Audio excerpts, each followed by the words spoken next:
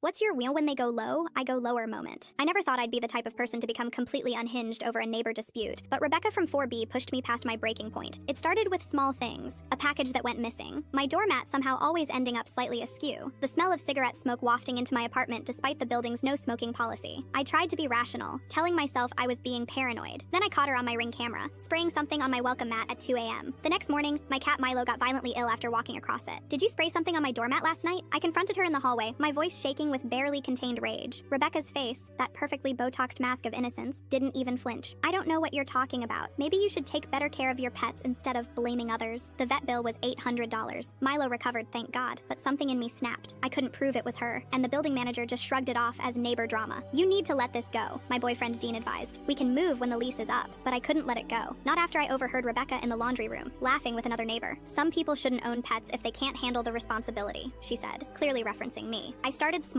subscribing her email to every spam list I could find, ordering pizza deliveries to her apartment at odd hours. Childish stuff, really, but it gave me a sense of control. Then I discovered something interesting. Rebecca worked from home as a financial advisor for high net worth clients. She was always bragging about her exclusive client list at building gatherings. I also discovered she had a habit of leaving her windows open during spring evenings. This is getting unhealthy, Dean warned me as I monitored her schedule. You're obsessing. Maybe I was. But when I found out she was hosting an important client dinner at her apartment, something she'd been loudly planning on her balcony phone calls, I knew exactly what to do. I waited until the afternoon of her dinner. Her windows were open as expected, and she had stepped out for what I knew would be her weekly hair appointment. I had timed everything perfectly. The Bluetooth speaker was small enough to hide behind her living room curtain. I had tested the range from my apartment. It worked flawlessly. I set it to the lowest volume, just enough to be heard, but not immediately located. At 7:30 p.m., when I knew her guests would be arriving, I pressed play. The recording was subtle at first, just Rebecca's voice, collected from various phone conversations she'd had on her balcony, saying things like, "These idiots will believe anything if you sound confident enough," and "Half these clients don't even read what they're signing." I had spliced together weeks of her most damning statements, creating a devastating portrait of someone who viewed her clients as cash cows to be milked. I heard the commotion through our shared wall, raised voices,